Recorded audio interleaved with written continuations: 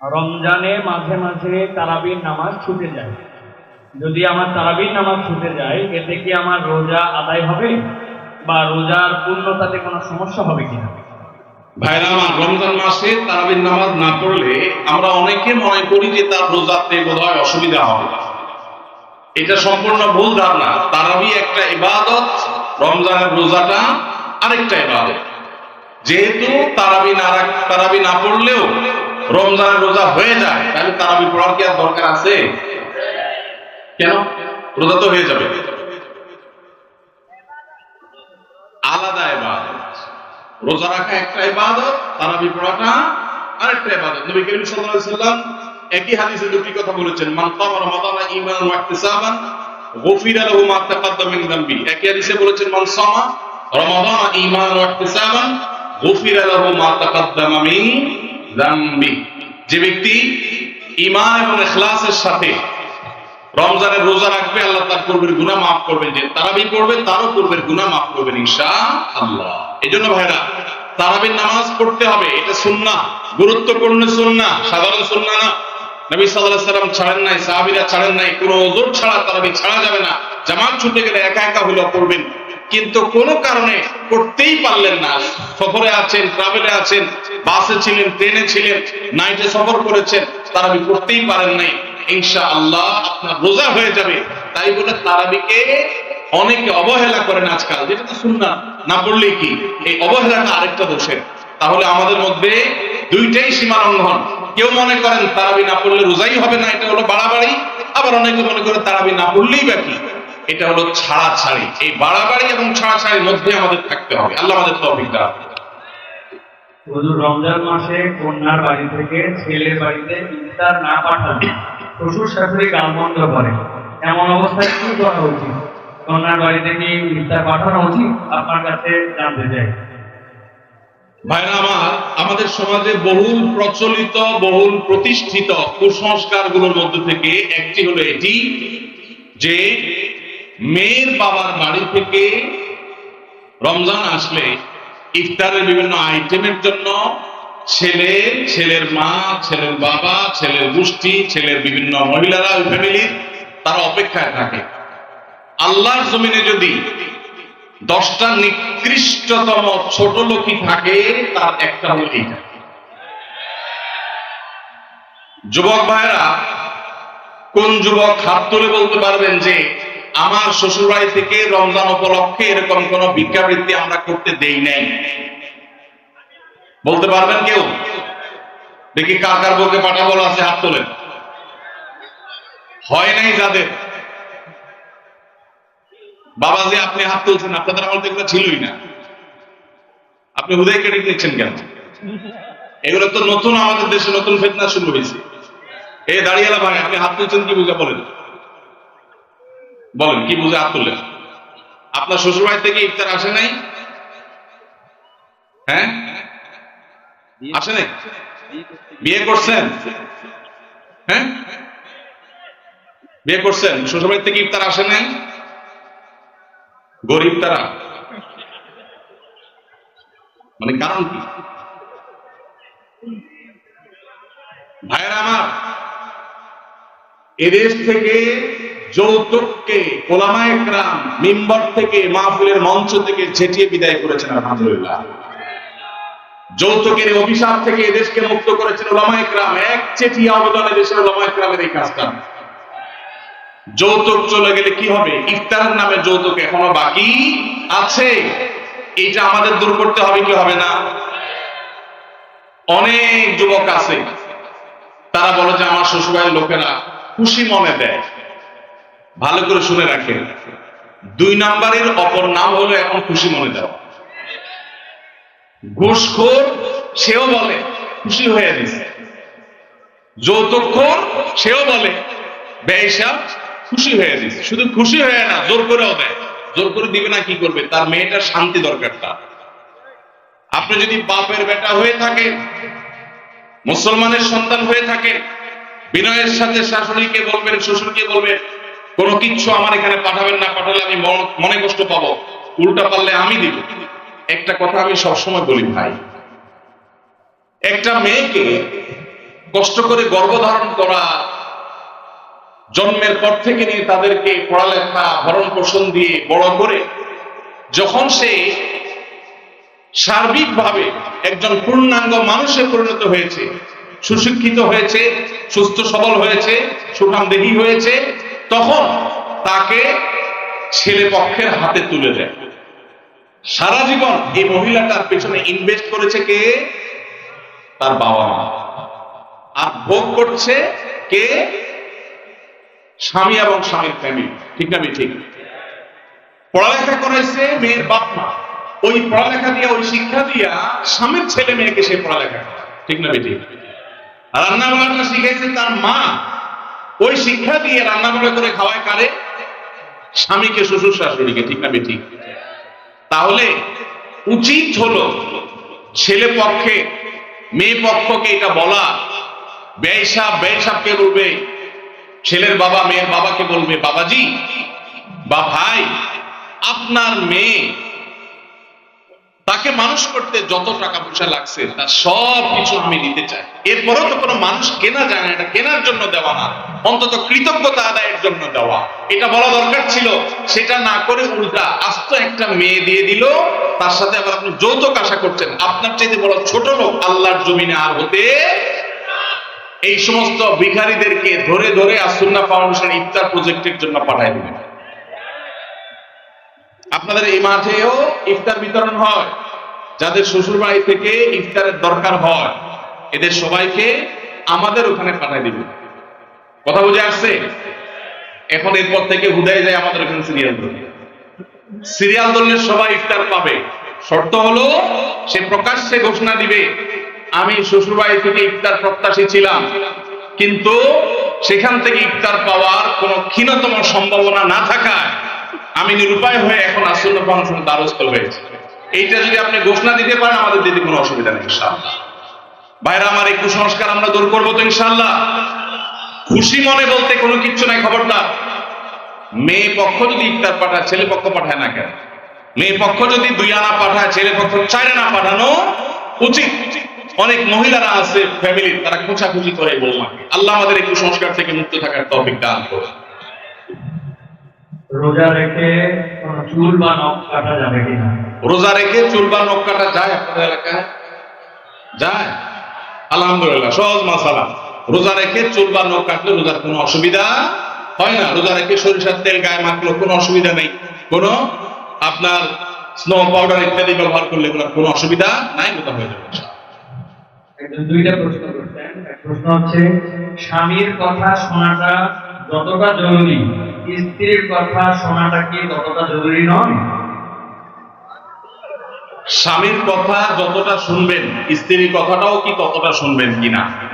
দেখুন, পৃথিবীতে ফ্যামিলি ব্যবস্থাপনা ইসলামে একটা আছে, আর এর বাইরে পশ্চিমাদের আরেকটা আছে। 2টা সিস্টেম। ইসলামের ফ্যামিলি ব্যবস্থাপনা হলো, আল্লাহ তাআলা কোরআনে পরিষ্কারভাবে নির্দেশ করেছেন, আর-রিজালু কাওয়ামুনা আলান নিসা। পুরুষদেরকে আল্লাহ রাব্বুল আলামিন নারীদের উপরে দায়িত্বশীল করেছেন, তাদেরকে আল্লাহ তাআলা অভিভাবক বানিয়েছেন। এখন যদি কেউ নারী এবং পুরুষকে সমান সমান করতে চায়, তাহলে তার পরিণতি কি হতে পারে পশ্চিমের দিকে তাকালে বুঝতে পারবে। ভাইরা আমার, একটা ছোট্ট মুদি দোকানও যদি আপনি চালাইতে হয়, একজন মালিক আর একজন শ্রমিক বা কর্মচারী থাকা লাগে কি লাগে না? 2জনই মালিক, সমান সমান শেয়ার, দুজনই দোকানটা পরিচালনা করে, দোকানটা ঠিকমতো চলবে? কারণ সকাল বিকাল গন্ডগোল বাঁধবে। ঠিক না ঠিক? এভাবে কোন দোকান যদি না চলে, তাহলে একটা সংসার কখনো সুষ্ঠুভাবে চলতে আপনি কাউকে না কাউকে অভিভাবক মানতেই হবে। হ্যাঁ, এর মানে এই না যে অভিভাবক যা খুশি তা করতে পারে, জুলুম করতে পারে, অন্যায় নির্দেশ দিলেও সে অধিকার আছে, সেটা ইসলাম বলে না, কখনো বলে। ভাই আমার, আজকের পৃথিবী নারীদেরকে সমান অধিকার দিতে বলে, ইসলাম ন্যায্য অধিকার দিতে বলে। ইসলাম কি দিতে বলে? সমান দিলে সব সময় সমতা হয় না, ন্যায্য দিলে সব সময় সমতা, ন্যায্যতা, যেটা যৌক্তিকতা সেটাই হয়। আল্লাহ আমাদেরকে বোঝার তৌফিক দান করুন। মা বোনরা যদি যৌক্তিক কোনো আবদার, চাহিদা পেশ করেন, সেটা স্বামী কখনো কখনো শুনতে বাধ্য যদি সেটা তার অধিকারের বিষয় হয়, আর কখনো কখনো বাধ্য না হলেও স্বামীকে আল্লাহ তাআলা উদ্বুদ্ধ করেছেন। নবী করিম সাল্লাল্লাহু আলাইহি সাল্লাম তার স্ত্রী আমাদের মা আয়েশা রাদিয়াল্লাহু তাআলা আনহাকে খেলা দেখতে নিয়ে গেছেন। আম্মা রাসূলুল্লাহ সাল্লাল্লাহু আলাইহি ওয়াসাল্লাম হাদিস বর্ণনা করার পরে বলেছেন, ফাকদুরু কদরাল জারিয়াতিল হাদিসাতি সিন্নি আল হারিসাতি আলাল লাহবি। ও দুনিয়ার পুরুষেরা, যুবকেরা, স্বামীরা শুনে রাখো, আল্লাহর নবী সাল্লাল্লাহু আলাইহি সাল্লাম নবী হওয়ার পরও, এত ব্যস্ত মানুষ হওয়ার পরও তিনি তার স্ত্রী হিসেবে আমি যখন তার কাছে খেলা দেখতে চেয়েছি তিনি নিয়ে গেছেন, যতক্ষণ পর্যন্ত আমি নিজে বিরক্ত হয়ে উঠে না আসি ততক্ষণ পর্যন্ত নবী সাল্লাল্লাহু আলাইহি সাল্লাম বসেছিলেন, আমাকে নিয়ে আসেন নাই, বলেন নাই আয়েশা চলো আর কত দেখবে, এটা বলেন নাই। অতএব তোমরা তোমাদের কম বয়স্ক যে সমস্ত স্ত্রীগণ আছেন তাদের বিনোদনের প্রতি, আনন্দের প্রতি তোমরা খেয়াল রাখবে, এটা আমাদের আয়েশা বলেছেন। তাহলে বোঝা গেল স্ত্রী যদি কিছু চায় সেটা পূরণ করবার জন্য স্বামী যথাযোগ্য চেষ্টা করবেন, যদি অন্যায্য না হয়, অন্যায় না হয়, অযৌক্তিক চালা না হয়। কিন্তু এর মানে এই না যে ইসলাম সবাইকে সমান অধিকার দিয়েছে, সমান অধিকার দিলে মারামারি ছাড়া কিছু হবে না। পশ্চিমে যান, কোন সংসার বলতে কিচ্ছু নাই। গত সপ্তাহের কথা, নিউজিল্যান্ডের একটা শহরে অকল্যান্ডে আমাদের এক প্রবাসী বাংলাদেশি ভাই বুয়েটিয়ান, ওনার বাসায় উনি নিয়ে গেলেন ফজর নামাজ পড়ে, মসজিদ থেকে পাশে ওনার বাসা। তো ওনার বাসায় গিয়ে আমি একটু আশপাশে কিছু গাছ টাছ দেখলাম, দেখে বের হচ্ছি, উনি আমাকে দুটা জিনিস দেখালেন। এগুলো বললেন যে ভাই আপনি যে সবজি চাষ করেন ঢাকায়, ওই ভিডিও দেখার পর আমার ওয়াইফের চাপে আমি এই যে লাউ গাছ লাগাইছি, সেই লাউ গায়ে অনেক লাউ ধরছে। চিন্তা করলাম আমরা কাজ করছি এখানে 11,500 কিলোমিটার দূরে আমল হয়েছে, 11,500 কিলোমিটার দূরে। তো তার একজন প্রতিবেশী বৃদ্ধ, বয়স 65 থেকে 70 হবে, এই ভদ্রলোকের সাথে আমার পরিচয় করে বললেন যে আমার নেই, করো আমার প্রতিবেশী। তো আমি বললাম যে তার বাসা যে শুনশান নীরব, ব্যাপার কি? তো বললো যে তার বাসায় কেউ নাই, তার কোনো ফ্যামিলির সদস্য নাই, 20 বছর সে এই বাসাতে আছে, কোনো সদস্য নেই, বয়স 65 থেকে 70, গায়ে দেখি যে ময়লা আবর্জনা লেগে আছে, ভোরবেলা থেকে কাজ করে আসছে, পরিশ্রম করে খায় দায়। আমি অবাক হয়ে গেলাম।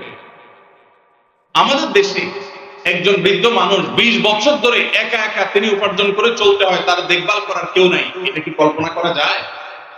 আপনি যদি ট্রাভেল করেন সারা দুনিয়াতে দেখবেন বৃদ্ধ বৃদ্ধ মহিলা 60, 65, 70, 80 বছর একা একা ট্রাভেল করছে, কেউ তাদের সাথে নেই। ইসলাম যে পরিবার ব্যবস্থাপনা রেখেছে এটার উপরে পোদ্দারি করতে গিয়ে গোটা পৃথিবীর বেশিরভাগ দেশগুলো নিঃস্ব হয়ে গেছে। অতএব আমরা যারা আল্লাহর বিধানের সাথে পাল্লা দিতে যাব তাদের গোল্লা যাওয়া ছাড়া কোনো উপায় থাকবে না। মেয়েদেরকে ইসলাম সমান অধিকার দিতে বলে না, কোন কোন ক্ষেত্রে ছেলেদের চাইতে বেশিও দিতে বলে, আবার কোন কোন ক্ষেত্রে কমও দিতে বলে, যেখানে যতটুকু প্রয়োজন ততটুকু। অতএব শেয়ানে শেয়ানে সমানে সমানে যদি লড়তে চান তো ওদের যে অবস্থা হয়েছে, সংসার ভেঙে গেছে, পরিবার ব্যবস্থা ভেঙে গেছে, সে অবস্থা আমাদের হবে। আমি ওই ভাইকে জিজ্ঞেস করলাম এই লোকটা ফ্যামিলি ছাড়া কেন থাকে, কারণ কি একা থাকতে ভালো লাগে?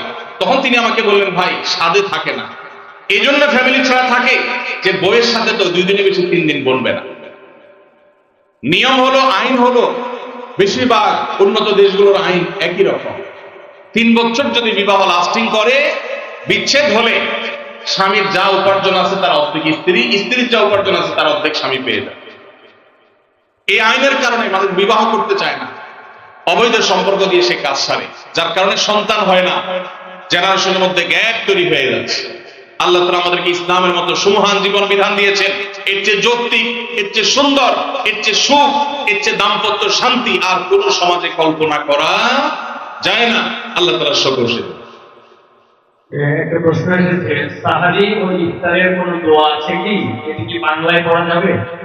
ইফতারের আমরা দোয়ার কথা জানি ভাই, ইফতারের একটা কমন দোয়ার কথা আমরা জানি, আরেকটা দোয়া আছে আনকমন যেটা আমরা জানি না। দুটা দোয়া আমি বলছি। 1 নম্বর হলো ইফতারের দোয়া যেটা কমন আমরা জানি, সেটা হলো আল্লাহুম্মা লাকা সুমতু আলা রিজকিকা আফতারতু। এর অর্থ হলো হে আল্লাহ, আপনার জন্য আমি সিয়াম সাধনা করেছি, রোজা রেখেছি, আর আপনার উদ্দেশ্যেই আমি ইফতার করেছি, অর্থাৎ আপনার নির্দেশের পালনার্থে আমি ইফতার করেছি। এই যে আল্লাহুম্মা লাকা সুমতু আলা রিজকিকা আফতারতু, এটা ইফতারের একটা দোয়া। আরেকটা দোয়া হলো যাহাবা যামা ওয়া বিতাল্লাতিল উরুক ওয়া সাবাতাল আজরু ইনশাআল্লাহ। অনেকে এটা জানেন মাশাআল্লাহ। যাহাবা যামা মানে আমার পিপাসা দূর হয়ে গেছে, ওয়া বিতাল্লাতিল উরুক আমার শিরা উপশিরাগুলো সব সিক্ত হয়ে গেছে, ওয়া সাবাতাল আজরু ইনশাআল্লাহ এবং আল্লাহ চাহেন তো এই রোজার বিনিময় আমার জন্য অবধারিত হয়ে গেছে। এই যে দোয়া ইফতারের, এটা কি ইফতারের আগে করবেন না মাঝখানে করবেন না শেষে করবেন? কি বলেন, ইফতারের আগে না শেষে? যারা যারা আগের পক্ষে তারা হাত তোলেন। মাশাআল্লাহ বলুন ভাইরা আমার, এই দোয়া ইফতারের পরে করবেন, আগে না। অনেকেই এই ভুলটা জানেন, অনেকে মনে করেন যে আগেই করতে হয়, আগে না। ইফতারের দোয়া কখন করবেন? ইফতারের শব্দের অর্থের দিকে খেয়াল করলে তো দেখতে পারেন পিপাসা দূর হয়ে গেছে, শিরা উপশিরা সিক্ত হয়ে গেছে, এটা কি ইফতারের আগে হয় না পরে হয়? তাহলে আল্লাহুম্মা লাকা সুমতু ওয়া আলা রিজকিকা আফতারতু, আল্লাহ তোমার জন্য রোজা রাখলাম, তোমার রিজিক দিয়ে ইফতার করলাম, এটা কি আগে না পরে? পরে। অতএব এটা ইফতারের পরে। তাহলে ইফতারের শুরুতে কি পড়বেন? বিসমিল্লাহ। বিসমিল্লাহ বলে যে কোনো খাবার খান, ইফতারও খাবেন। ইফতার খেয়ে ফেলছেন, 2-4 লোকমা খেয়েছেন, একটু পানি খেজুর খেয়েছেন, তারপরে দোয়া পড়তে পারেন। আর চাইলে একদম শেষ করেও পড়তে পারেন। আর এটা নিজের ভাষা করলেও হয়ে যাবে, কিন্তু সুন্নাত হবে, বেশি উত্তম হবে নবীজির ভাষায় পড়তে পারলে, সরাসরি আরবিতে এক্সট্রা পড়তে পারবে। আল্লাহ আমাদেরকে তৌফিক দান। রোজার নিয়ত বা কিভাবে করবো? নিয়ত করা কি রোজা রাখার জন্য জরুরি? নিয়ত তো সমস্ত ইবাদতের জন্য জরুরি, কিন্তু নিয়ত করা জরুরি, নিয়ত বলা জরুরি না। নিয়ত করা এক জিনিস আর নিয়ত বলা আরেক জিনিস। মুখে নিয়ত বলে আর অন্তরে নিয়ত করে, অন্তরে নিয়ত করে আর মুখে নিয়ত বলে। ইবাদতের মধ্যে নিয়ত করা ফরজ, রোজার জন্য নিয়ত ফরজ, নামাজের জন্য নিয়ত ফরজ, কিন্তু নিয়ত বলাটা ফরজ বা সুন্নাত কোনটাই না। আমরা যে রোজার নিয়ত শুনছি, নাওয়াইতু আন আসুমা গাদান, আছে না? বিভিন্ন আপনার ক্যালেন্ডারেও লেখা থাকে, ভিত্তিহীন। নবী করিম সাল্লাল্লাহু আলাইহি সাল্লামের কোন জয়ীফ জাল হাদিসেও এরকম রোজার কোন নিয়তের কথা কোথাও বর্ণিত হয় নাই। ইসলামের নামে নকল আমল করলে সওয়াব হবে না গুনাহ হবে? খবরদার। এই জন্য আমরা মেহেরবানি করে, আমি কি জন্য ভোর রাতে উঠছি, সারি খেতে উঠছি, সারি খেতে উঠছি মানে কালকে রোজা রাখবো, এটাই তো আমার নিয়ম। মনের ইচ্ছা আছে, ইন্টেনশন আছে, এটাই নিয়ম। মুখে আলাদা নিয়তের উচ্চারণ দরকার নাই। কাউকে পর্দে হাসানের হিসেবে টাকা ধার দিলে সেই টাকার কি যাকাত দিতে হবে? কারণ সেই টাকা কখন পাবো অনিশ্চিত। ভাইরা আমার, অনেক দরকারি একটা প্রশ্ন। আপনি কাউকে লোন দিয়েছেন, হাওলাত দিয়েছেন, কবে দিবে জানেন না, যাকাত দিতে হবে কি হবে? উত্তর হলো, কোন টাকাই যাকাত মুক্ত থাকবে না যদি সেটা নেসাবকে স্পর্শ করে। এখন ধরুন আপনি আমাকে 1 লাখ টাকা লোন দিয়েছেন, 1 লাখ টাকা কি নেসাব টাচ করে না করে না? করে। 85 গ্রাম রূপা কেনার মতো টাকা থাকলেই নেসাব হয়ে যায়। তো 1 লাখ টাকায় 85 গ্রামের বেশি রূপা কিনা যায়। অতএব এটা নেসাব, নেসাবের মধ্যে যেহেতু আছে, অতএব এই 1 লাখের যাকাত কাউকে না কাউকে দিতে হবে। এখন টাকাটা আমি লোন নিয়েছি আর উনি আমাকে লোন দিয়েছে, এখন যদি বলেন যে আমার যাকাত দিতে হবে, তো আমি তো টাকার মালিকই না, টাকা তো ওনার। এই জন্য যিনি লোন দিবেন যাকাত তিনি দিবেন। এখন একটা প্রশ্ন হয়, ভাই এটা কোনো কথা হলো? বেচারা টাকা লোন দিছে, হাওলাত দিছে সওয়াবের আশা, আবার তার যাকাতও তার দেওয়া লাগবে, কেমন? উত্তর হলো, ইমানদার লোন দিলে সওয়াব আছে না নাই? কিরকম সওয়াব ধারণা আছে? কে বলতে পারে লোনের সওয়াব কি? কি সওয়াব বলেন তো? মাশাআল্লাহ মাশাআল্লাহ, এলাকার মানুষ দেখা যায় বেশ কোরআনিসের ইলম রাখেন। কোন কোন ক্ষেত্রে লোন বা হাওলাত দিলে, দান করলে যে পরিমাণ সওয়াব হয় তার চাইতে বেশি সওয়াব হয়। এখন একটা প্রশ্ন ওঠে, এটা আবার কেন? দান করে দেওয়া মানে তো একসাথে দিয়ে দেওয়া, লোন দেওয়া মানে তো দিলাম আবার নেওয়ার জন্য, তো সওয়াব আবার বেশি কিভাবে? সেটার ব্যাখ্যা হলো, ধরেন ওনাকে আমি 10 টাকা দান করলাম, ওনার দান দরকার, কিন্তু ওনার দানটা কেন দরকার? উনি এই 10 টাকা দিয়ে একটা কলা খান, যেটা আসলে তার এমন কোনো আহামরি প্রয়োজন নাই, এটা না খাইলেও তার চলে, পেট ভরা আছে। একটা কলা খাইতে মন চাইছে, টাকা নাই, আমি 10 টাকা তার সাদাকা করলাম, দান করলাম। এই দানের চাইতে ওনার দরকার হলো লোন, এমন লোন যে লোন দিয়া তার জীবন রক্ষা হবে, কঠিন কোনো কাজ হবে। এখানে এই দানের চাইতে এই লোন দিলে সেটা সওয়াব আল্লাহর কাছে বেশি হবে।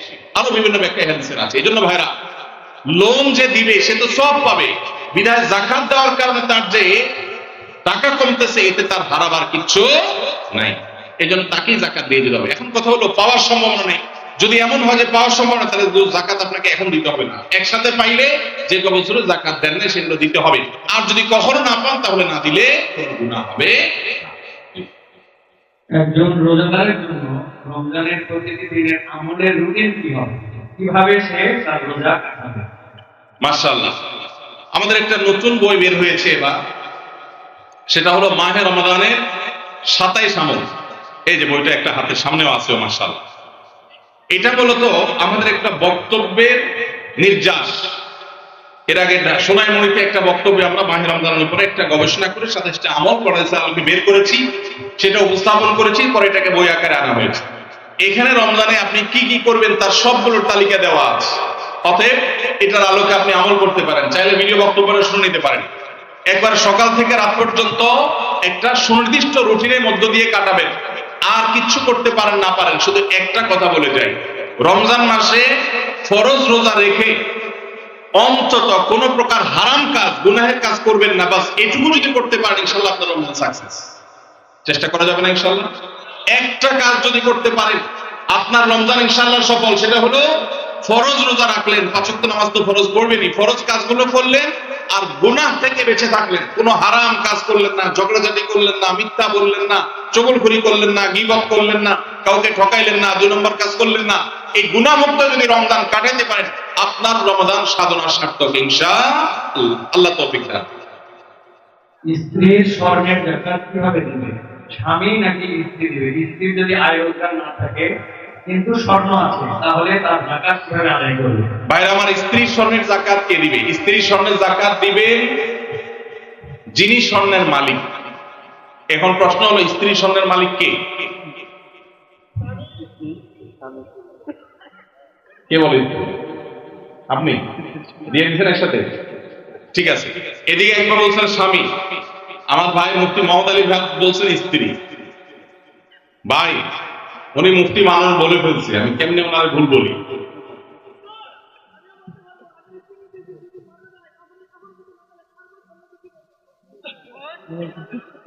মাশাআল্লাহ মাশাআল্লাহ, আমার পক্ষে লোক আছে।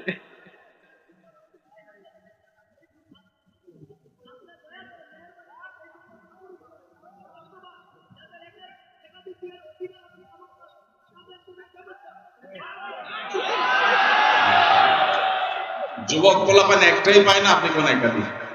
আমরা একটা চিন্তা শেষ হয়ে যেতেছি, একটারও বাপ মা বিয়ে করেন, আপনি কোন একাধিক বিয়ে করেন? আল্লাহ তাআলা যুবকদের একটা বিয়ে অন্তত ব্যবস্থা করুন, এরপর যার সাধ্য তৌফিক থাকবে শর্ত সাপেক্ষে সে ইনসাফ করতে পারলে একাধিক করবে। যাই হোক ভাই, বউয়ের স্বর্ণের মালিক কি বউ না স্বামী? এটা নির্ভর করে যে স্বামী আসলে তাকে দিলে কিভাবে দিয়েছে। ধরুন এটা স্বামী দিছে বা বাপের বাড়ি থেকে পাইছেন, স্ত্রীকে যদি দিয়ে দেন তাহলে তার মালিক স্ত্রী, এবং সেটা যাকাত তাকে দিতে হবে। আর যদি স্ত্রীকে না দিয়ে দেন, ব্যবহার করতে দেন, যে ঠিক আছে আপনাকে ব্যবহারের জন্য দিলাম, তাহলে সেক্ষেত্রে মালিক হবে স্বামী।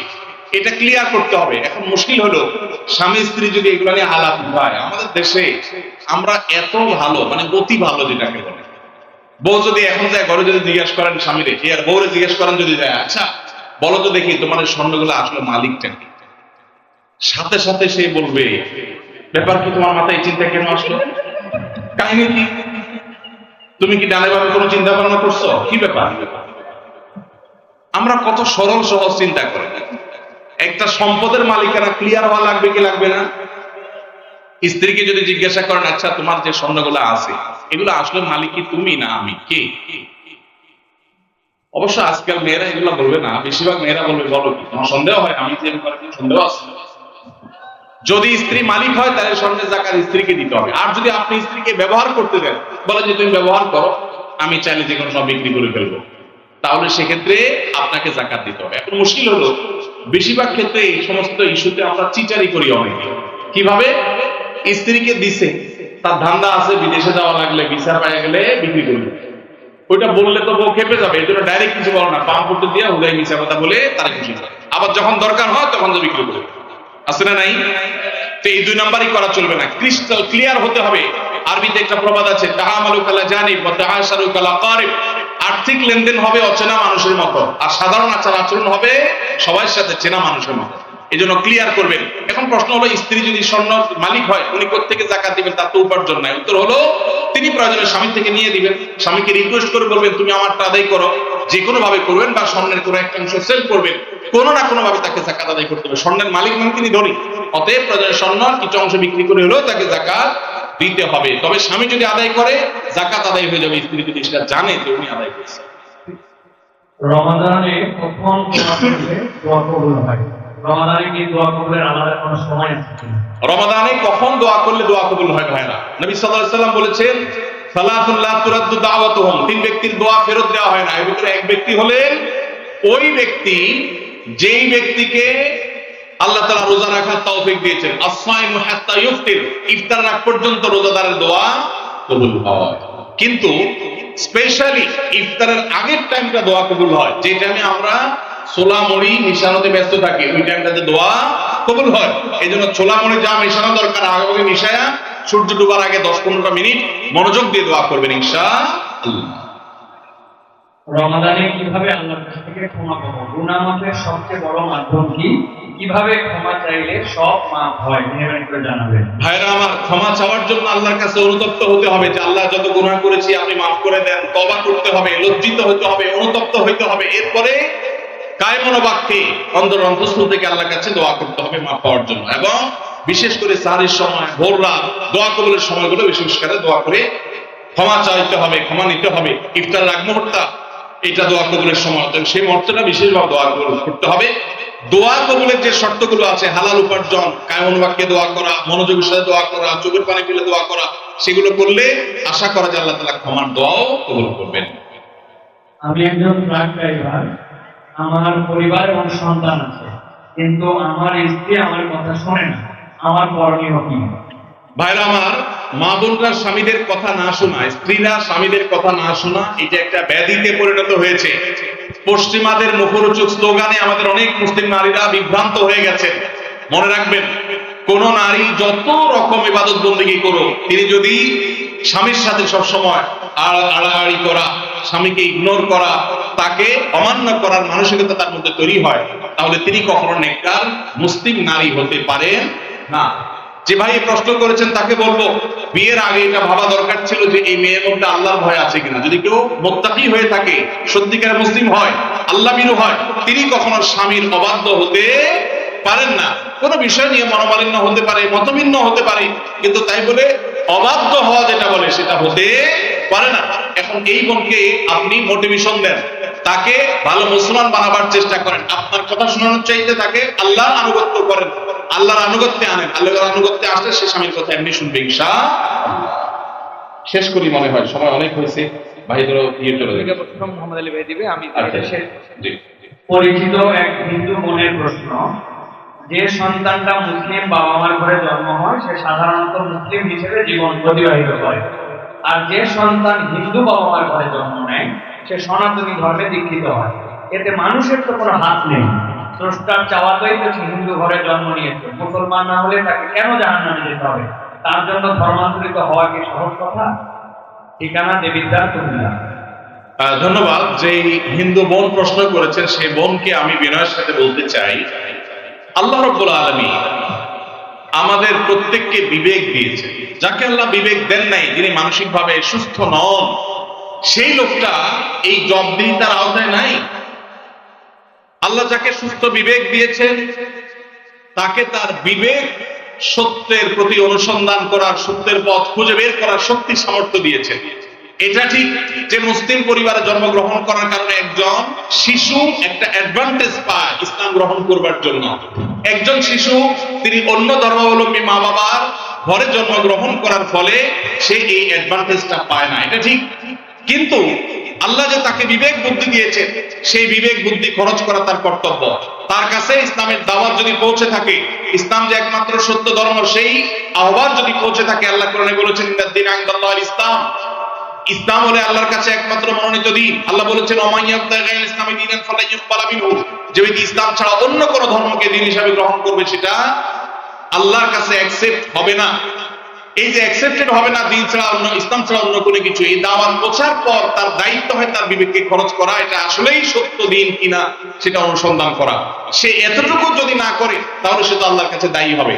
হ্যাঁ, যেটা আপনি বলেছেন যে অমুসলিম পরিবারে জন্মগ্রহণ করে ইসলাম গ্রহণ করা কি সহজ কাজ? না, সহজ কাজ না, কঠিন কাজ। আর এই কঠিন কাজের জন্যই তো তার বিনিময় এত বেশি যে সে যত পাপ করেছে আল্লাহ তাআলা এই কঠিন কাজটা করার কারণে তার সব মাফ করে দিবেন। আল ইসলাম ইয়াহদি মা কানা ক্বাবলাহু, ইসলামের আগে সবগুলো আল্লাহ তাআলা মাফ করে দিবেন, কারণ সেই কঠিন কাজটা করেছে। মুসলমানকে তো এরকম আল্লাহ তাআলা তার পুরো প্রোফাইল ডিলিট করে দেওয়ার মতো কথা বলেন নাই। এটা নতুন ইসলামে যারা আসবেন তাদের জন্য রয়েছে। আর যারা খ্রিস্টানদের সম্পর্কে আল্লাহ বলেছেন আহলে কিতাবদের সম্পর্কে যে তারা যদি ইসলামে আসে তাদেরকে ডাবল সওয়াব আল্লাহ তাআলা দিবেন, কষ্ট হবে, ফ্যামিলির বিরুদ্ধে তাকে যেতে হবে, এই জন্যই তো আল্লাহ তাআলা এই রিওয়ার্ড গুলো তাকে দিচ্ছেন। আল্লাহ আমাদের সবাইকে হেদায়েত লাভ করার তৌফিক দান করুন।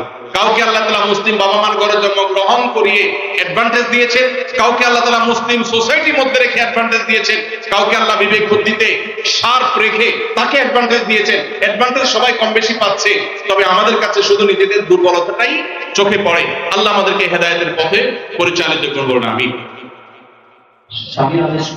ভাই আপনারা উঠা বসা করেন না, একটু বসেন, আমরা কয়েকটা প্রশ্ন উত্তর দিয়ে শেষ করবো। শান্তি স্বামীর আদেশ করলে কি শুধু শাশুড়ির সেবা করতেই হবে?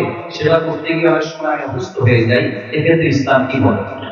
ভাইরা আমার, স্বামী যদি আদেশ করে যে আমার বাবা মার খেদমত কর, এখন বোনের প্রশ্ন হলো আমি অসুস্থ হয়ে গেলেও কি স্বামীর সে নির্দেশ মানতে হবে কিনা? উত্তর হলো না। যদি এই পর্যায়ের হয় যে আপনি শ্বশুর শাশুড়ির সেবা করতে গিয়ে আপনি সুস্থ না থাকেন, এই পর্যায়ের আপনার সেবার প্রশ্ন আসে, তো আপনি নিজেকে অসুস্থ করে ফেলে তারপরে শ্বশুর শাশুড়ির খেদমত করতে হবে, এত কঠিন নির্দেশ ইসলাম আপনাকে দেয় নাই। তবে এ জাতীয় ইস্যুতে আমি অনুরোধ করব, কোন ভালো বিচক্ষণ বিদগ্ধ আলেমের কাছে দেখা করে উভয়ের পরিস্থিতি পর্যালোচনা করে অ্যাসেসমেন্ট করিয়ে তারপর সমাধান নেওয়ার চেষ্টা করবেন। কারণ এখানে আপনার কাছে যেটাকে মনে হচ্ছে বাড়াবাড়ি, আদতে সেটা খুব নরমাল বিষয় হতে পারে। এই জন্য তৃতীয় পক্ষের কারোর সহযোগিতা নিলে সেটা সবচেয়ে ভালো হয়। এই প্রশ্নোত্তরের সংক্ষিপ্ত সেশনে আমরা অল্প কথা উত্তর দিয়ে গেলে আপনার ভুল বোঝার সম্ভাবনা আছে। সেজন্য কোন দক্ষ আলেমের কাছে, বিচক্ষণ ইমাম সাহেবের কাছে গিয়ে দুজন মিলে তারপরে পুরো অবস্থা জানাবেন। শরীয়ত মৌলিকভাবে মেয়েদের জন্য শ্বশুর শাশুড়ির খেদমত করাকে ফরজ ওয়াজিব করে নাই, কিন্তু স্বামীর প্রতি তার যে শ্রদ্ধা ভালোবাসার দাবি আছে, সেই দাবি থেকে যে স্বামীটা সারাদিন আমার সংসার সন্তান উন্নতির জন্য কষ্ট করে, সেই স্বামীটা অগোচরে তার উপরে কর্তব্য তার বাপ মার সেবা করা। তিনি যেহেতু আমার কাজে গেছেন, আমি তার জন্য একটু হেল্প করলাম, তার হয়ে একটু কাজ করলাম। তাছাড়া মা বাবার মতো বয়সী মানুষ তারা যখন আশেপাশে তাদের সেবা করার মানসিকতা থাকা দরকার। কিন্তু সেই সাথে এটাও ঠিক যে আমাদের সমাজে অনেক শ্বশুর শাশুড়ি আছে আস্ত জোয়ান তাগড়া সুস্থ সবল, এরপরও সে আশা করে বসে থাকে বৌমা সব করবে। এটা খুব বাজে একটা অভ্যাস। অনেক শ্বশুর শাশুড়ি আছে তারা মনে করে বৌমা ঘরে আসছে মানে হলো কাজের মেয়ে ঘরে আসছে, অতএব আমাদের এটা বাই ডিফল্ট পাওনা হয়ে গেছে। এটা খুবই বাজে একটা উদাহরণ। শ্বশুর শাশুড়িদেরও আল্লাহর কাছে বিচার আছে, তারা জুলুম করলে, সীমা লঙ্ঘন করলে তাদেরও দায় আল্লাহ তাআলার কাছে থাকবে। নিজের মেয়েটা তাকে দিয়ে কোনো কাজ করায় না, আরেক ঘরের মেয়ে আসছে তাকে দিয়ে সারাদিন গাদা খাটনি করা, এটা জুলুম। অতএব জুলুমও করা যাবে না। আবার বোনরা শ্বশুর শাশুড়িদেরকে ইগনোরও করবেন না। আল্লাহ তাআলা আমাদেরকে আল্লাহর নির্দেশকে যথাযোগ্যভাবে মানার তৌফিক দান। বেনামাজি মানুষ মৃত ব্যক্তিকে গোসল করাতে পারবে কিনা? মৃত ব্যক্তিকে বেনামাজি গোসল করালে গোসল হয়ে যাবে, কোনো অসুবিধা হবে না। তবে সন্দেহাতীত ভাবে এটা মুসলমানদের কর্তব্য। কোন এলাকাতে কেউ মারা গেলে যারা দিনদার মুসলমান তারা তাকে কবরস্থ করবে এবং তার দাফন কাফনের ব্যবস্থা করবে। কোন বেনামাজি করলেও আদায় হয়ে যাবে ফরজটা সবার পক্ষ থেকে ইনশাআল্লাহ। বিভিন্ন অ্যাপ ব্যবহার করার কারণে পয়েন্ট দেওয়া হয়ে থাকে, এসব পয়েন্ট ব্যবহার করে বিভিন্ন অফার দেওয়া যায় হবে না। ভাইরা আমার, যদি কোনো অ্যাপস ইউজ করলে আপনাকে পয়েন্ট দেয়, সেই পয়েন্ট আপনি এক্সচেঞ্জ করে কোনো সুবিধা নেন, কোনো টাকা পয়সা পান, এটা জায়েজ হবে এই শর্তে যে সেই অ্যাপটা যদি হারাম কিছু না হয়, সেটা ব্যবহার করলে যদি কোনো গুনাহের কাজ না হয়, তাহলে আপনি এটা করতে পারেন। আজকাল অনেক জুয়ার অ্যাপস বের হয়েছে, অনেক হারাম অ্যাপস আছে, সেগুলো এ ধরনের অফার দিয়ে থাকে। সেগুলো অ্যাপস ব্যবহার করাটাই ইটসেলফ একটা হারাম কাজ। অতএব সেখান থেকে পয়েন্ট নিয়ে উপার্জন করলে সেটা হারামই হবে। অতএব আপনি কোন অ্যাপস ব্যবহার করছেন আর কি পয়েন্ট দিচ্ছে আপনাকে, সেটা হলো দেখার বিষয়। বাথরুমে ওযু করার বিধান? একটা মোস্ট কমন প্রশ্ন, বাথরুমে ওযু করার বিধান কি? ভাইরা আমার, বাথরুমের ভেতরে কমন বা প্যান এটার সাথে আপনার ওযুর যে টেপ বা বেসিন, এটার যদি কোনো পার্থক্য না থাকে, অর্থাৎ মাঝখানে কোনো আড়াল বা ব্যবধান না থাকে, তাহলে এই জায়গায় ওযু না করে ওযুটা বাহিরে কোনো ট্যাপে করা উত্তম। কেন? কারণ ওযুর একটা গুরুত্বপূর্ণ সুন্নাহ হলো বিসমিল্লাহ পাঠ করা। টয়লেটের মধ্যে বিসমিল্লাহ পাঠ করাটা মাকরুহ। টয়লেটে বিসমিল্লাহ পাঠ করা কি মাকরুহ? যেহেতু মাকরুহ, অতএব হয় আপনি বিসমিল্লাহ ছাড়া ওযু করবেন, তাহলে ওযুটা একটু ত্রুটিপূর্ণ হলো, আর না হলে বিসমিল্লাহ জোরে পড়বেন, তাহলে আপনি মাকরুহ করলেন। এই জন্য বাথরুমের বাইরে বিসমিল্লাহ পড়ে ওযু করবেন। পাও ধোয়াটা বেসিনে ধোয়ার ব্যবস্থা নাই, ভিতরে যায় খুলেন, ব্যাস, তাহলে হয়ে গেল। আর যদি বাহিরে কোনো বেসিন না থাকে, কোনো টেপ না থাকে, তাহলে টয়লেটের ভিতরে ওযু করতে পারবেন, কিন্তু বিসমিল্লাহটা মনে মনে বলবেন। আর যদি নিজের বাসা হয়, তাহলে সেক্ষেত্রে মাঝখানে পার্টিশন দিয়ে দিলেন, কমোড এবং ওযুর, অথবা আজকাল প্লাস্টিকের পর্দা পাওয়া যায়, সেগুলো দিয়ে দিলেন, তাহলে ইনশাআল্লাহ আপনার সেখানে বিসমিল্লাহ বলতে কোনো অসুবিধা নাই। টয়লেটের ভিতরে থেকেও ওযু করে, ওযু হয়ে যাবে, নামাজও হয়ে যাবে, উত্তম হলো বাহিরে। কাউকে যদি কালো জাদু করা হয়, তাহলে আমরা বুঝতে পারবো কিভাবে, এবং এই কালো জাদু থেকে বাঁচার উপায় কি? কোনো আলেমের কাছে যেতে হবে নাকি নিজের জামল করলেই চলবে? ভাইরা আমার, কাকে কালো জাদু করা হয়েছে, কাকে করা হয়নি, এটা বোঝাটা খুবই সিম্পল এবং খুবই সহজ একটা ব্যাপার। বিশেষ করে কিছু আলামত আছে, যে আলামতগুলো খুব সহজেই দেখে বোঝা যায় এই লোকটা ব্ল্যাক ম্যাজিকের রোগী বা জাদু রোগী। আপনারা জানেন যে আমাদের সমাজের এক শ্রেণীর মানুষ এই কালো জাদুতে বিশ্বাস করেন। যদি কেউ কোরআনের জীবন্ত মুজিজা আর অলৌকিকত্ব দেখতে চায়, তাহলে সে কালো জাদু গ্রস্ত রোগীর মধ্যে কোরআনের আয়াত দিয়ে যে ট্রিটমেন্ট করা হয়, এটা দেখে সে আল্লাহর কুদরত দেখতে পাবে, কোরআনের মিরাকল দেখতে পারে। তো কালো জাদু এটা কোনো মানুষকে আক্রান্ত করলে সচরাচর সাধারণত কোনো ওষুধে কোনো কাজ হয় না, কোনো চেক আপে কোনো রোগ ধরা পড়ে না, দিন দিন অসুস্থ হয়ে যায়, খুব ভয়ঙ্কর একটা পর্যায়ে চলে যায়। একটি বর্ণনা আছে, কালো জাদু এটা মানুষকে কবর পর্যন্ত আর ওঁটকে পাতিল পর্যন্ত নিয়ে যায়, তার মানে শেষ করে ফেলে দেয়, নানা রকমের ক্ষতিগ্রস্ত মানুষকে করে। এবং আজকাল আপনারা দেখেছেন অনেকে বিভিন্ন ফুটবল টিমের ভালো ভালো খেলোয়াড়দেরকে কালো জাদু করা হয়, এবং এগুলো নিয়ে ইন্টারন্যাশনাল মিডিয়াগুলোতে বেশ ফলাও করে আপনার নিউজ প্রকাশ করা হয়, এবং সমস্ত দুনিয়াতে মানুষের কাছে ওপেন সিক্রেট এখন যে বড় বড় খেলোয়াড়দেরকে ব্ল্যাক ম্যাজিক করা হয়, এবং সেটার যে প্রভাব হয় সেটাও মানুষের কাছে দিনের আলো মতো পরিষ্কার। তাহলে আমার বুঝতে অসুবিধা কোথায়? বরং কোরআন যেটার কথা বলেছে সেটা বাস্তবায়ন দেখতে পেলে আমার ঈমান আরো বেড়ে যাওয়ার কথা। কিছু মানুষ আছে যে কোনো রোগ ধরা পড়ে না, কিন্তু অসুস্থ হয়ে যাচ্ছে, অস্বাভাবিক পর্যায়ে হয়ে যাচ্ছে, এরকম বিষয়গুলো কালো জাদুর আক্রান্ত হওয়ার আশঙ্কা অনেক বেশি। ঠিক একইভাবে অনেকের অতিরিক্ত হাই আসে, অতিরিক্ত সীমাতিরিক্ত হাই আসে। হাই তোলাটা কিছু একটা লিমিটেশন আছে, যে এই পর্যন্ত হাই তোলা এটা স্বাভাবিক, কিন্তু যখন অস্বাভাবিক পর্যায়ে পর্যন্ত চলে যাবে, তখন সেটা কোনো কোনো ক্ষেত্রে ব্ল্যাক ম্যাজিকের রোগী হওয়ার আলামত থাকে। দিন দিন শুকায় যাওয়া, নানা রকমের পরিস্থিতি আছে। সবচেয়ে বড় পরীক্ষা করার উপায় হলো সূরা বাকারা সহ বিভিন্ন রুকিয়ার অ্যাপ চালু করে দিলে, ভিডিও চালু করে দিলে, তেলাওয়াত চালু করে দিলে, যদি এটা শোনার পরে অস্থির হয়, পেরেশান হয়, তাহলে এই লোকটার মধ্যে কালো জাদুর আশঙ্কা অনেক জোরালো, যে সে সহ্য করতে পারে না তেলাওয়াত। একদম সাধারণ মানুষ মুসলমান সহ্য করে, কিন্তু সে তেলাওয়াত বন্ধ করতে পারে, আযান সহ্য করতে পারে না।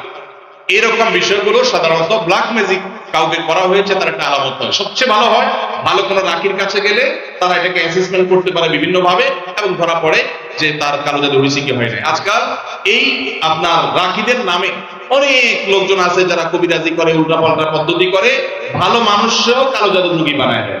অনেকে আছে নাম বাপের নাম বললে বলে দেয় যে জাদু করছে কি করছে না, এগুলো সবই বোগাস, এবং এগুলো কোনো সঠিক পদ্ধতি না। আমার পরিচিত একজন বলল যে আমার এক দাদা বহু আগে মারা গেছেন, তো এরকম এক কবিরাজের কাছে যা বললাম আমার দাদার নাম এটা, তার বাপের নাম এটা, দেখেন তো তার কোনো অপরাধ আছে কিনা। বলে হ্যাঁ হ্যাঁ শেষ করে ফেলছে, তো আর বেশি দিন বাঁচবে না, অথচ অনেক মরে শেষ। তো এরকম বর্ণামী বাহতাবাজিও আছে। এই জন্য যারা কোরআন হাদিসের আলোকে রুকিয়া করে, ঝাড়ফুঁক করে, এরকম মানুষদের শরণাপন্ন হবেন। এই সমস্ত প্রশ্ন উত্তর দেওয়ার কারণ আমার কাছে সব ঝাড়ফুঁক নিতে আসে। আমি কোনো রাখি না ভাই, আমি নিজে অন্যদের কাছে ঝাড়ফুঁকের আমলটা নিতে হয়, অ্যাডভাইসটা নিতে হয়। ভাইরা আমার মনে হয় শেষ করা দরকার নাকি? আচ্ছা শেষটা বলো। আমার শ্বশুরবাড়ির লোকজন আমার স্ত্রীকে জোর করে আমার কাছ থেকে আলাদা রাখে, অথচ আমার স্ত্রী আমার সাথেই থাকতে চায়, এক্ষেত্রে আমার করণীয় কি? আপনার ও প্রশ্ন, ঠিক আছে ভাই। অনেক কমবক্ত বাপ মা আছে, হতভাগা বাপ মা আছে, কপাল পড়া। মেয়ে স্বামীর সংসার করতে চায় কিন্তু বাপ মা বাধা দেয়, আছে না নাই? মেয়েটা ভালো কিন্তু বাপ মা ফুসলায়, আরে আমার ভাতের অভাব পড়ছে না কিন্তু চলে আস। এর মতো কপাল পড়া বাপ মা আর হতে পারে না। বাইরে আমার, বেশিরভাগ সংসারে স্বামী স্ত্রীর মধ্যে অশান্তি সৃষ্টি করে তৃতীয় পক্ষ। কারা করে? তৃতীয় পক্ষ। আমি এই জন্য বলি, সাক্ষাৎ শয়তান যদি দেখতে চান, একবারে আপাদমস্তক শয়তান, তাহলে স্বামী স্ত্রীর মধ্যে অশান্তি সৃষ্টি করার জন্য যে ভূমিকা অবতীর্ণ হবে, এ হলো সাক্ষাৎ শয়তানের ভূমিকা অবতীর্ণ হবে। কথা কি বুঝাতে পারছি? শয়তান সবচেয়ে খুশি হয় কোন কাজে জানা আছে আপনাদের? কোন কাজে? সবচেয়ে বেশি শয়তান খুশি হয় কোন সংসার ভেঙে দিলে, স্বামী স্ত্রীর মধ্যে বিচ্ছেদ হলে। আপনারা হাদিস শুনছেন, প্রসিদ্ধ হাদিস, শয়তান তার সিংহাসন পানির উপরে স্থাপন করে এবং শয়তান তার চেলাদেরকে ছেড়ে দেয়। চেলারা সারাদিন আকাম কুকাম করে সারাদিন অপকর্মের পরে ফিরে এসে তাদের দলনেতাকে বলে, আমি একজনকে খুন করিয়েছি একজনকে দিয়ে, আরেকজনকে দিয়ে একটা মিথ্যা বলিয়েছি, আরেকজনকে দিয়ে মাদকাসক্ত করিয়েছি, আরেকজনকে দিয়ে অমুক জেনা করিয়েছি। তখন শয়তান বলে, হ্যাঁ অবশ্যই কিছু না কিছু করেছো। কিন্তু যখন কোন শয়তান এসে বলে একজন স্বামী স্ত্রীর মধ্যে বিচ্ছেদ ঘটায় দিছি, তখন শয়তান বলে তুমি সবচেয়ে বড় কাজ করছো, সে সবচেয়ে বড় খুশি হয়।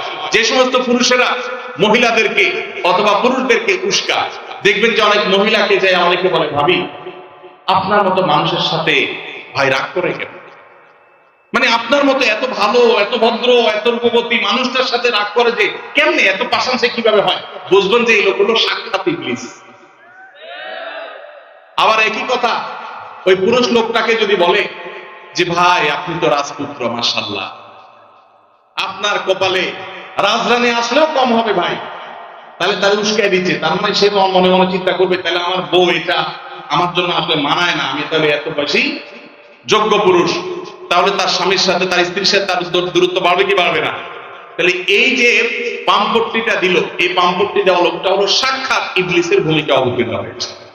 অতএব খবরদার, স্বামী স্ত্রীর মধ্যকার অশান্তি সৃষ্টি করার জন্য কেউ তৃতীয় পক্ষের ভূমিকা রাখবেন না। এমনকি সেটা যদি বাপমাও যদি হয়, সে বাপমা আল্লাহর কাঠগড়ার আসামি হবে। বহু ছেলেদের বাপ আছেন, ছেলেদের মা আছেন, শ্বশুর শাশুড়ি আছেন, বৌমার ব্যাপারে ছেলের কান ভারী করে দেয়, আছে না নেই? ছেলেরা থাকে বিদেশ, তার কানটা ঝালাফালা করে দেয়। এরা সবাই কিয়ামতের ময়দানে আল্লাহর কাছে আসামি হবে। খবরদার, এরকম কোন ষড়যন্ত্র করা যাবে না। চেষ্টা করতে হবে স্বামী স্ত্রীর মধ্যে মনোমালিন্য হলে সেটাকে আরো দূর করে দিতে হবে, সেটা আরো দূর করে দিতে হবে। আল্লাহ আমাদেরকে তৌফিক দান করুন। মসজিদের ইমাম সাহেবরা যারা আছেন, ফ্যামিলি কাউন্সিলিং করবেন। এলাকাতে কোথায় স্বামী স্ত্রীর সাথে মনোমালিন্য চলছে, তাদের মধ্যে সালিসি করবেন, তৃতীয় পক্ষ হয়ে মিলাবার চেষ্টা করবেন, ভাঙার চেষ্টা করবেন না। আল্লাহ আমাদেরকে তৌফিক দান করুন। যে মা বাপ তার মেয়েকে ফুসলাচ্ছে স্বামী সংসার না করার জন্য, যৌক্তিক শরঈ কোনো কারণ ছাড়া যদি এটা করেন, তারা কবিরা গুনাহে লিপ্ত হোক। তারা মা বাপ সন্তানকে তারা আল্লাহর নির্দেশ থেকে বাহির তারা নিতে চাচ্ছে। ফ্যামিলি ব্যবস্থাপনা এবং দাম্পত্য জীবনের সুখ শান্তি ইসলামে খুবই গুরুত্বপূর্ণ বিষয়। আল্লাহ তাআলা আমাদেরকে বুঝার তৌফিক দান করুন। বাইরে আমার, আলহামদুলিল্লাহ দীর্ঘ সময় পর্যন্ত আপনারা অনেক কথা শুনেছেন, আর অনেক প্রশ্ন আমার কাছে ছিল। এই প্রশ্নের উত্তর ইনশাআল্লাহ বিদিল্লাহ আমরা অন্য কোথাও, বগুড়াতে পরশুদিন আমাদের প্রোগ্রাম আছে ইনশাআল্লাহ, সেখানে আমরা সর্বশেষ এবছরের প্রোগ্রাম ইনশাআল্লাহ, সেখানে আমরা উত্তর দেওয়ার চেষ্টা করব। আমরা যে সমস্ত কথা শুনলাম, জানলাম, বুঝলাম,